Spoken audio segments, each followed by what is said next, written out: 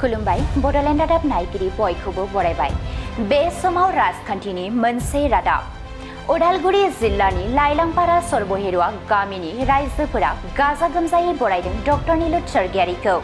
लाइलांपारा सर्बहिरुवा गामिनि गेवलां गेलेग्रा फोथाराव 40 नं रौता बियाबनि इउपिपिएल दोलोनि बिजाथि डक्टर नीलुत सर्गियारिखौ बेमपाथि दामै दामै मोसानानै गाजा गोमजायै बरायदों।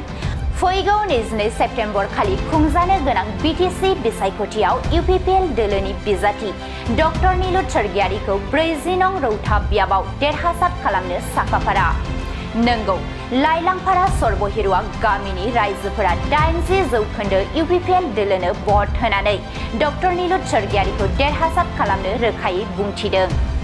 जोङो गोबां खुसि, जोङो दिनैल' नङा, थांनाय 2020 सनावबो इलेक्शन समायाव जोङो बिथां 40 नं रौता समस्तिनिनो नीलुत सर्गियारि बिथांखौ जोङो थांनाय बोसोराव जिल्लाखौ लाफानानै उदालगुरि जिल्लाखौ लाफानानै जों बिथांनिसिम गाजा गोमजायै खुंदों आरो खुंफुंनानै हरदों आरो बिथाङा देरहादोंबो।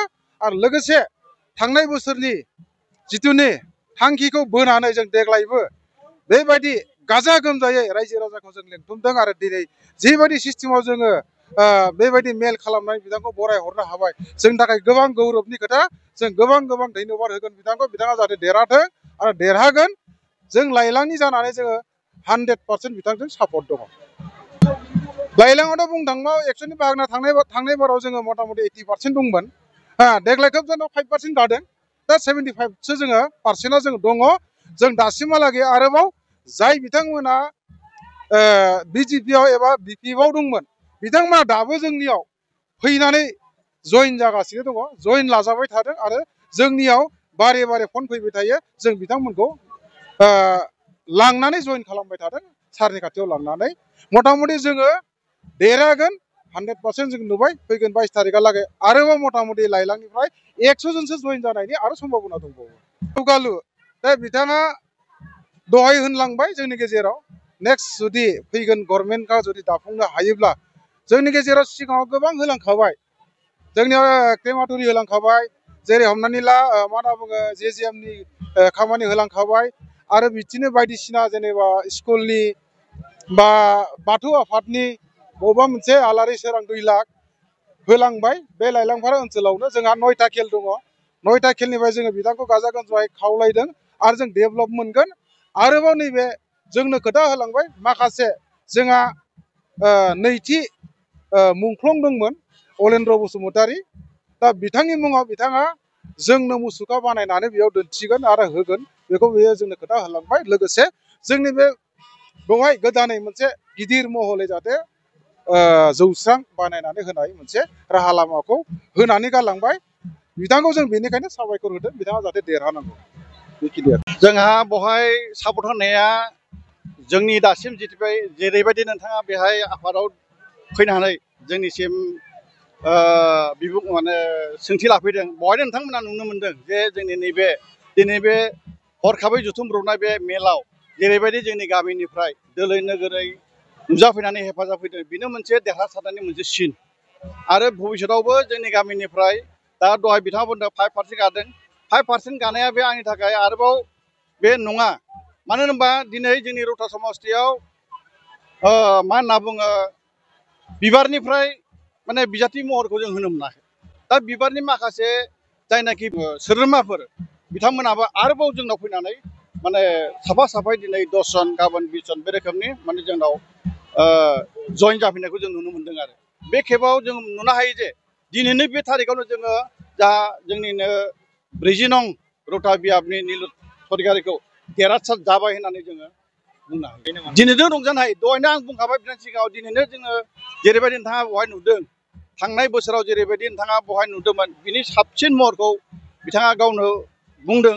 बे खेबावनो आं बुंदों बिथाङा माने नोंथाङा दिनैनो देरहाबाय होननानै। दा बे खेबाव जोङो आरो बे देरहानायल' नङा, देरहानाया मानो थाखाय जानांगौ जों बेखौ मिथिगौ। दिनै गोनोखो जायनाखि बिगियानारि साननायजों जाय मानसिया मोजां गोग्गो गोसोजों सानदों, बिथांमोना मिथिदों दे जोंनो माबायदि सरकारखौ जोंनो गोनांथि आरो माबायदि सरकार थायोब्ला जोंनि बर' हारिया थांनानै थागोन। बेखिनिखौ नायनानै दिनै जों नुहुरो जे दिनै इउपिपिएल दोलोनि अनगायै गुबुन आरो सरकारा जोंनि BTC आव जुदि फैयोब्ला माने बे रोखोमनि थांना थानायनि थामोनथा जिथुनाखि बर' हारिनि दानायखौ जों मोननाय नङा।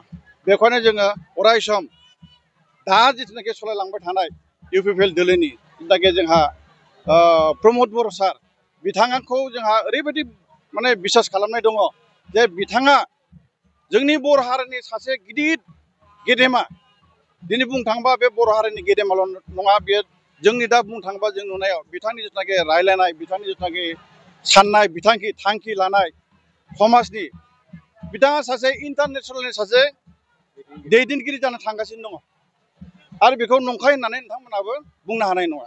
दिनै ससियेल मिडियायाव जेसेबांनाखि बिथांनिफ्राय बिबुंथि लाखिदों जों नुनो मोनदों बिनिफ्रायनो बिथांनि रायलायनाय बिथांनि गुन सोंनाय फिननायनिफ्राय जों मिन्थिनो हायो जे बिथाङा सासे जोंनि BTRनिल' नङा बिथाङा सासे डायनामिक लिडार होननानैबो जों बुंनो हायो। आंनिफ्राय मददा बेनो जे दिनै जों नुबाय आं सानसे समाव डिफेन्सआव आं साकरि मावोमोन।